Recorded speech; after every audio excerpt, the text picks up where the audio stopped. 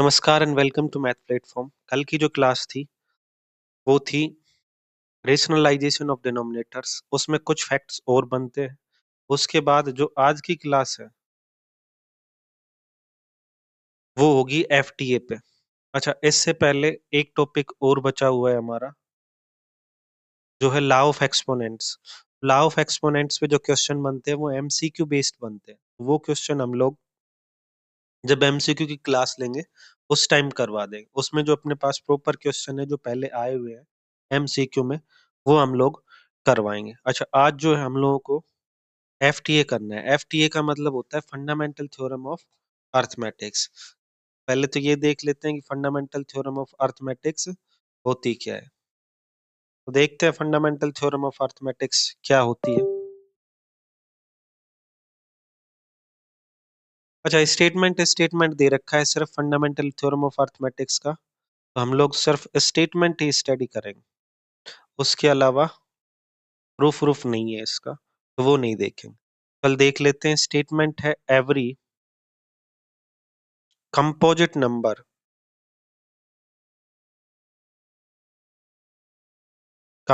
Number can be expressed as a product of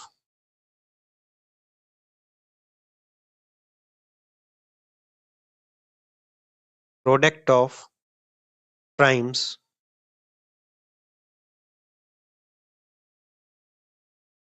and this factorization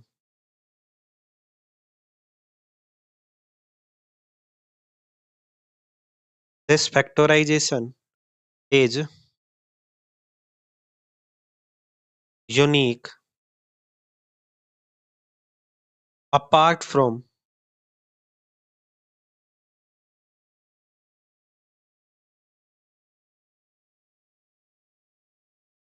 the order in which the prime factors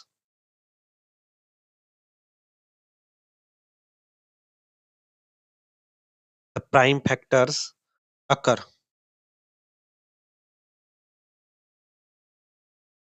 अच्छा, अब समझ लेते हैं इसको कि इसने बोला क्या है।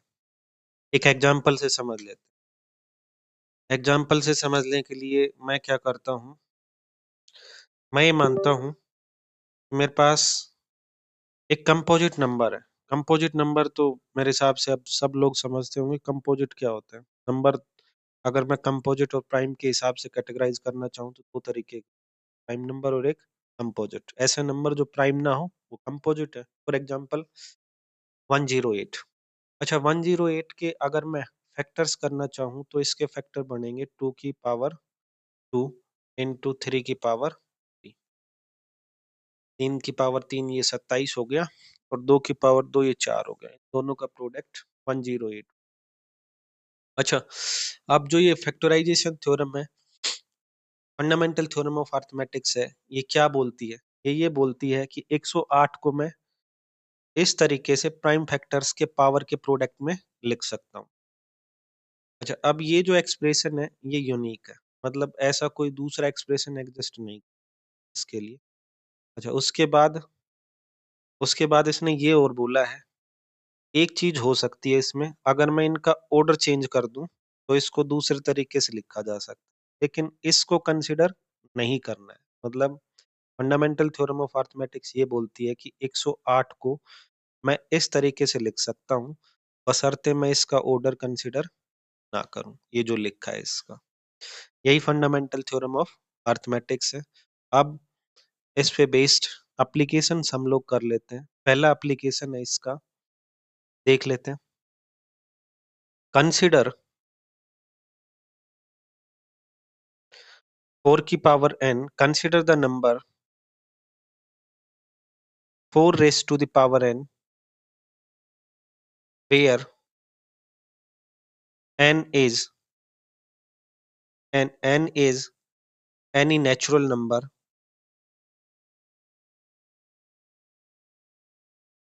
natural number, check whether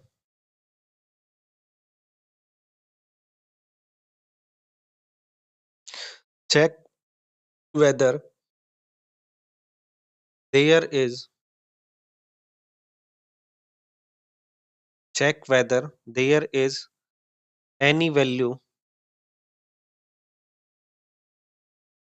of n for which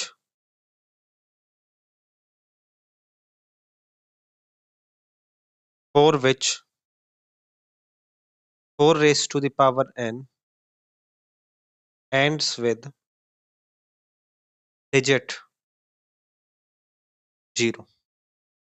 मतलब इसने ये पूछा है कि जो 4 की पावर n है, इसमें n की वैल्यू नेचुरल नंबर से ऐसी है क्या जो मैं इसमें रख दूं और इसकी वैल्यू जो भी आए उसमें यूनिट प्लेस पे 0 हो। मतलब ये कहना चाह रहा है, अगर मैं 4 की पावर n करूं तो यहाँ पे 4 बनता है, 4 की पावर 2 करूं तो यहाँ पे 16 और 4 की पावर 3 करूं तो 64, 4 की पावर 4 करें तो 256।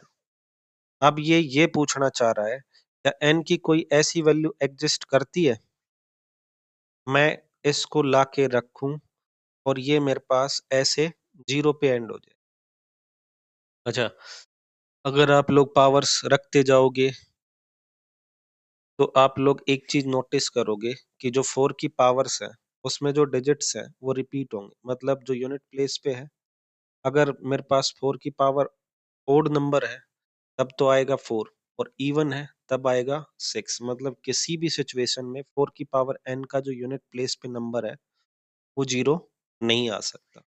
अच्छा, इस स्टेटमेंट को या इस क्वेश्चन को हम लोग सोल्व करेंगे by the help of fundamental theorem of arithmetics and एक कंसेप्ट है उससे, जो कि मैं बीच में बताऊंगा कौन सा है। ठीक है, तो चलो इसका प्रूफ लिखते हैं हम, या इसका सॉल्यूशन लिखते हैं। प्रूफ तो क्या है, सॉल्यूशन है, प्रूफ नहीं। सॉल्यूशन में लिखते हैं हम लोग 4 की power n by using FTA fundamental theorem of arithmetic, 4 की power n can be written as can be written as 4 की पावर n को मैं प्राइम फैक्टर्स के फॉर्मेट में लिखूंगा तो इसको मैं लिख सकता हूं ऐसे, या ऐसे, या फिर मैं चाहूं तो इसको लिख सकता हूं ऐसे। अच्छा, अब एक कंसेप्ट है, अगर कोई नंबर 0 पे एंड करे तो उसके प्राइम फैक्टर्स में 2 और 5 मिलेंगे। आप लोग कोई भी नंबर सोच के देख लेना जो 0 पे एंड कर रहा है तो उसके प्राइम फैक्टर 2 और 5 हमेशा मिले। लेकिन यहाँ पे 4 की पावर n के अगर मैं प्राइम फैक्टर्स देखूं तो उसमें केवल 2 है, 5 नहीं है। इसका मतलब 4 की पावर n 0 पर एंड नहीं कर सकते। बस इसी चीज को अब लिखना है, यही कंसेप्ट है जो यूज करना है। यहाँ पे लिखेंगे we know that if any number ends with 0, any number ends with 0, then 2 and 5 are its prime factor.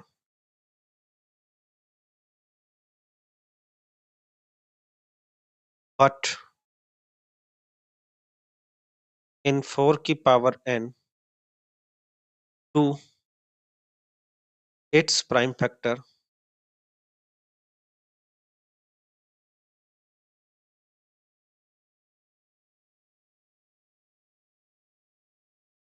and 5 is not its factor. So 4 raised to the power n cannot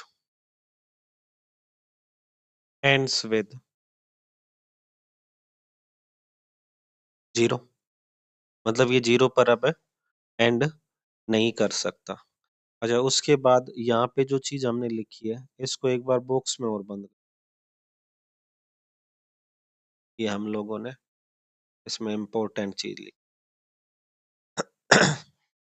अच्छा, उसके बाद हम लोग क्या करेंगे, एक लाइन और बच गई वो और लिख देते हैं। So no such n exists.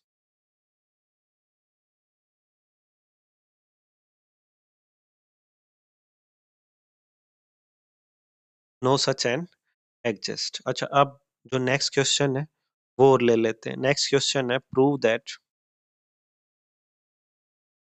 Under root two is a irrational number.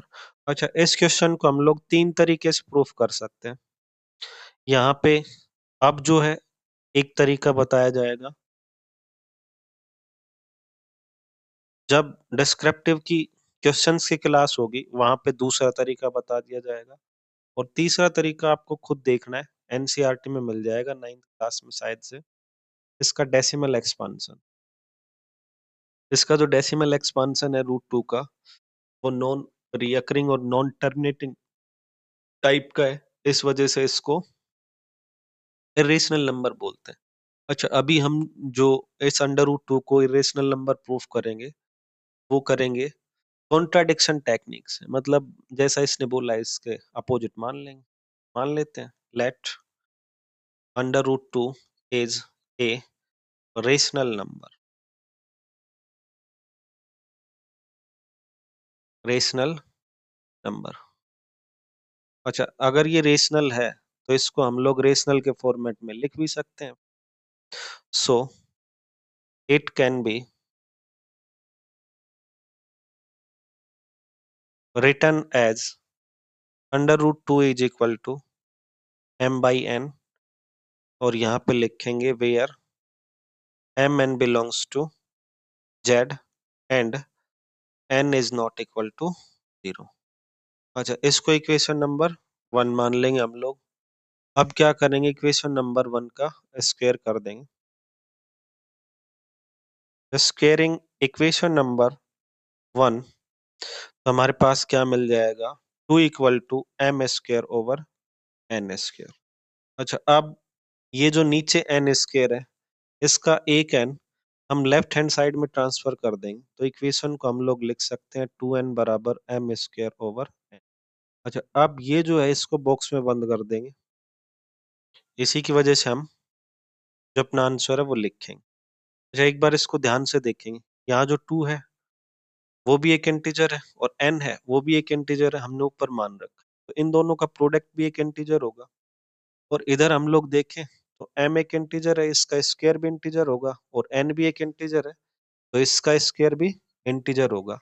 अच्छा, m और n जो है वो को प्राइम नहीं लिखे हैं ऊपर, तो बीच में एक लाइन में लिखनी भूल गया हूं,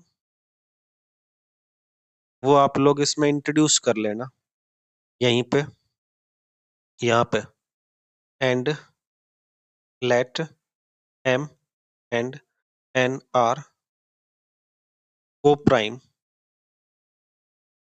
नंबर्स, बस। अच्छा, ये कोर है इस चीज का, मतलब इस क्वेश्चन को प्रूफ करने का, बीच में इंट्रोड्यूस करना पड़ेगा, इस वजह से इसको मैं भूल गया था, अब लिख दिया है वहां पे। अच्छा, अब हम लोग क्या करेंगे, देखो ये तो अपने पास एक इंटीजर बन गया, और इन दोनों में कुछ भी कॉमन है नहीं, तो ये कभी भी सोल्व नहीं होगा, ये हमेशा एक फ्रैक्शन रहेगा। अच्छा, इधर एक साइड तो है इंटीजर, एक साइड है फ्रैक्शन, क्या एक इंटीजर और एक फ्रैक्शन दोनों बराबर हो सकते हैं? कभी भी नहीं हो सकते। तो बस यही चीज अब हमें लिख, क्या लिखेंगे, 2n is an integer and m square by n is a fraction। m square by n क्या है, फ्रैक्शन है। सो 2n cannot be equal to m square by n. Therefore,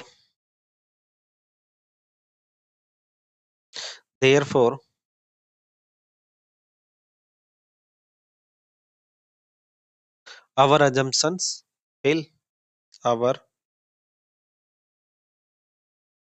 assumption fails.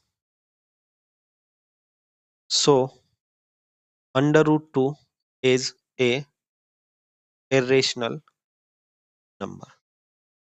अच्छा, बस आज के लिए इतना ही। अब जो नेक्स्ट क्लास है वो डिस्क्रिप्टिव क्वेश्चंस की होगी और वो कल करेंगे। कल शायद से 2 क्लास डाल दें और इसको खत्म ही कर दें। इस चैप्टर को थोड़ा बहुत कुछ बचेगा, हेक्सागोनल नंबर वगैरह एक क्लास में और ले लें, कोशिश करेंगे कल खत्म। बाकी तब तक के लिए अपना ध्यान रखें, चैनल सब्सक्राइब करें, शेयर करें और लाइक करें। Thank you.